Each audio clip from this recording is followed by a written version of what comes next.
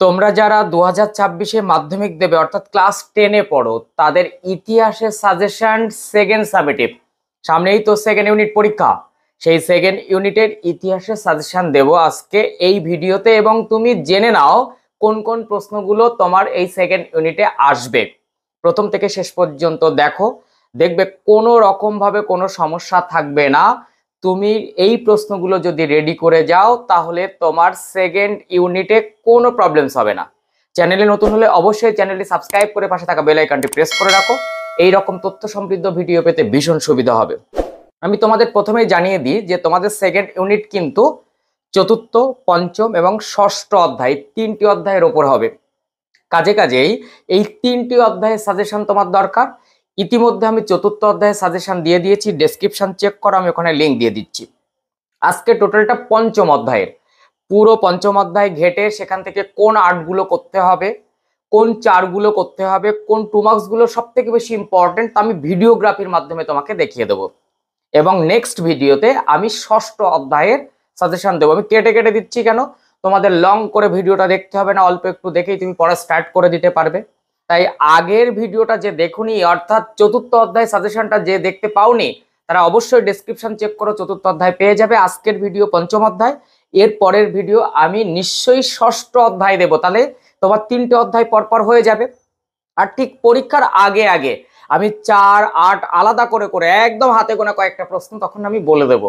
এখন যেগুলো বলছি এগুলো সুন্দর করে রেডি করে ফেলো। যদি কোনো নোটসের সমস্যা থাকে যে এই প্রশ্নটার উত্তর চাই স্যার, তাহলে ডেসক্রিপশনে অবশ্যই সেটা জানাও। আমি যথাসম্ভব চেষ্টা করব তোমাকে প্রোভাইড করার জন্য সেই নোটটি। আমার সাজেশন দেওয়া হয়ে গেলে এরপর আমি একে একে তার উত্তরপত্রে চলে যাব। যেমনভাবে 2025 মাধ্যমিক পরীক্ষার্থীরা বেশিরভাগ এই চ্যানেল যারা ফলো করেছে তারা ইতিহাস, ভূগোল, বাংলা আমার নোটে গেছে, আমার সাজেশনে গেছে এবং হিউজ নাম্বার পেয়েছে। আমি খুব খুশি হয়েছি। গতদিন কমেন্ট সেকশনে আমি ঘাঁটতে ঘাঁটতে দেখলাম আমি কমেন্টের উত্তর দিতে একটু কম পারি, তার কারণ আমার প্রচন্ড চাপ থাকে, কাজের অফলাইন পড়ানো থাকে প্রচুর, সেই জায়গা থেকে অনলাইন পড়াতে হয়, নানান কাজে থাকে। তবে তোমাদের পাশে আছি। সেখানে একটি স্টুডেন্ট লিখেছে এবারের মাধ্যমিকে সে 100-তে 100 পেয়েছে বাংলাতে। তো আমি অবশ্যই বলবো তুমি যে এই কমেন্টটা করেছো অবশ্যই এই ভিডিওটা যদি দেখে থাকো তাহলে স্ক্রিনে দেওয়া এই নাম্বারে তুমি আমাকে অবশ্যই কল করো কিংবা হোয়াটসঅ্যাপ করো, আমি তোমার সঙ্গে যোগাযোগ করতে চাই। কারণ খুব হাতে গোনা কয়েকজন যারা মাধ্যমিকে এই চ্যানেল থেকে বাংলাতে 100-তে 100 করেছে, তার মধ্যে তুমি একজন। তাই তোমার সঙ্গে আমি কন্ট্যাক্টটা করতে চাই, কথা বলতে চাই। আর সেই সঙ্গে সঙ্গে ইতিহাস, ভূগোলে কিন্তু হিউজ পরিমাণ ভালো রেজাল্ট এসেছে। ভূগোলে তো প্রচুর 100 এসেছে, ইতিহাসের 98, 99 প্রচুর এসেছে, 100 এখনো পর্যন্ত কেউ আমাকে জানায়নি। কাজেই তুমি যদি 2026-এর মাধ্যমিক পরীক্ষার্থী হও তাহলে ওই সমস্ত দাদা দিদিদের কাছ থেকে তুমি অবশ্যই জেনে গেছো যে বিপ্লব স্যার যেটা বলে সেটাই আসে।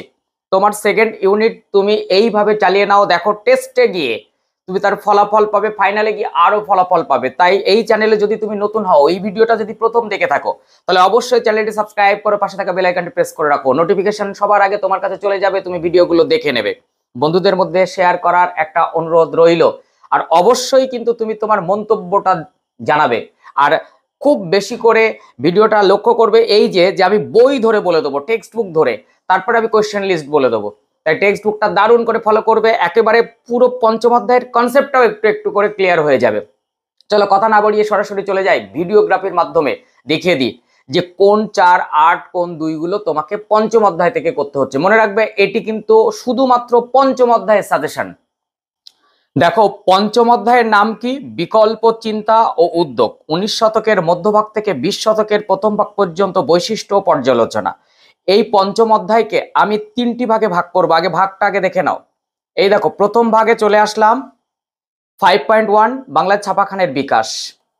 এরপর আমি চলে যাব 5.2। সেই 5.2-তে যখন তুমি যাবে তখন অবশ্যই পাবে বাংলায় বিজ্ঞান ও কারিগরি শিক্ষার বিকাশ। এরপরে তুমি 5.3-তে চলে যাবে, পুরো চ্যাপ্টারটাই 3টে ভাগে বিভক্ত। 5.3 ঔপনিবেশিক শিক্ষার ধারণার সমালোচনা।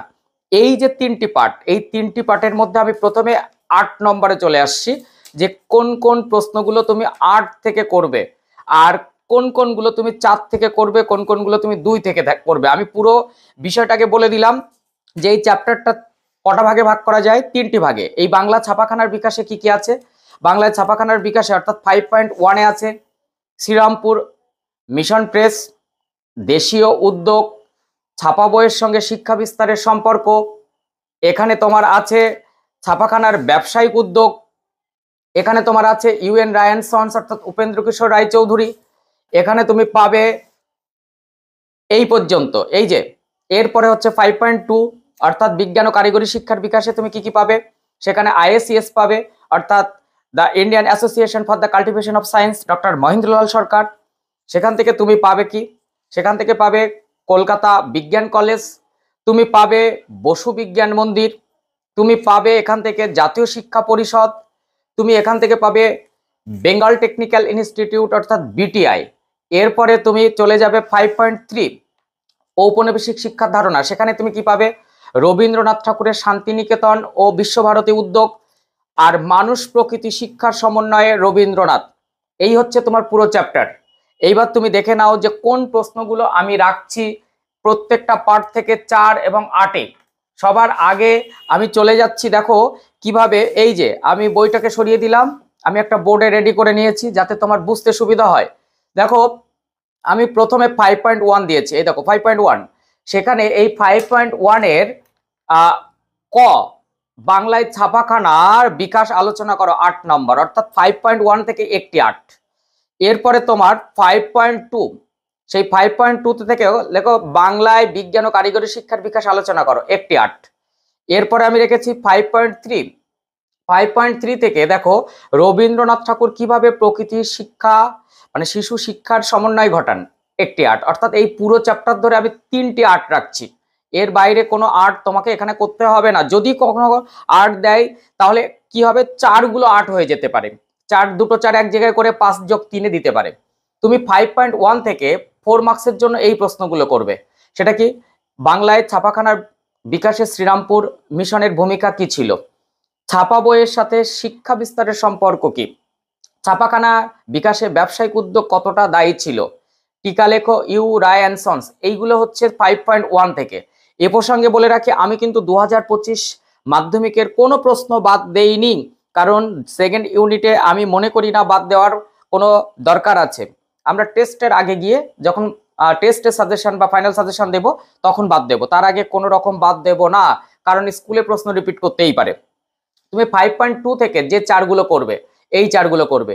1 টিকা আইএসসিএস 4 নম্বরের জন্য, টিকা কলকাতা বিজ্ঞান কলেজ, টিকা বসু বিজ্ঞান মন্দির, টিকা বিটিআই, টিকা জাতীয় শিক্ষা পরিষদ। এছাড়া 5.3 থেকে তুমি মাত্র দুটো প্রশ্ন করবে 4 মার্কসের জন্য। রবীন্দ্রনাথ ঠাকুরের শান্তিনিকেতন ভাবনার পরিচয় দাও, রবীন্দ্রনাথ ঠাকুরের বিশ্বভারতী উদ্যোগ আলোচনা করো। এই হচ্ছে তোমার 8 এবং 4-এর জন্য। এর বাইরে কোনো 8 এবং 4 তোমার করা লাগবে না, আমি জোর গলায় বলে দিলাম। এখন আমরা যাব অনলি 2 মার্কসের জন্য। দেখো আমরা এই লিস্টটা দেখবো, এই লিস্টটা অনেকের কাছে হয়তো পরিচিত, এই লিস্টের থেকে এই সমস্ত প্রশ্ন চলে আসবে। আমি এখান থেকে শুধু পঞ্চম অধ্যায় এখান থেকে এই পর্যন্ত বলবো।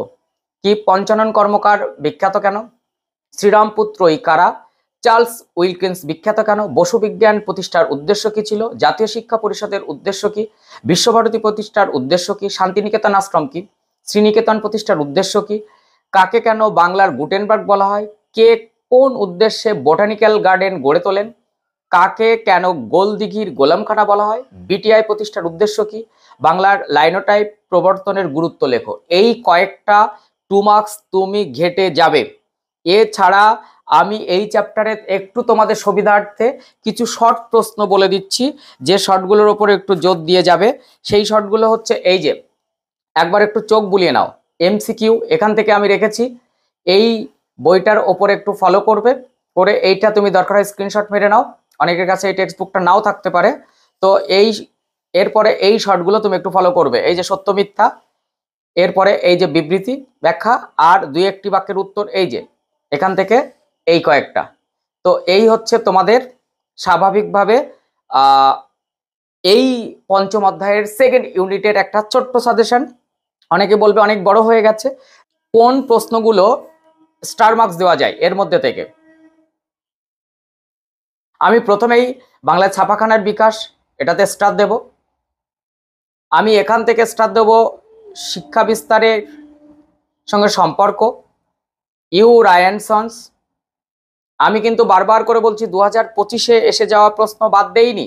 এখান থেকে আইএসসিএস, এখান থেকে বসু বিজ্ঞান মন্দির, এখান থেকে রবীন্দ্রনাথ ঠাকুরের শান্তিনিকেতন ভাবনা, রবীন্দ্রনাথ ঠাকুরের বিশ্বভারতী ভাবনা, আর 8 মার্কসের জন্য রবীন্দ্রনাথ ঠাকুর কিভাবে প্রকৃতি, শিশু ও শিক্ষার সমন্বয় ঘটান, এই প্রশ্নগুলোর উপর একটু বেশি জোর দিয়ে যাও।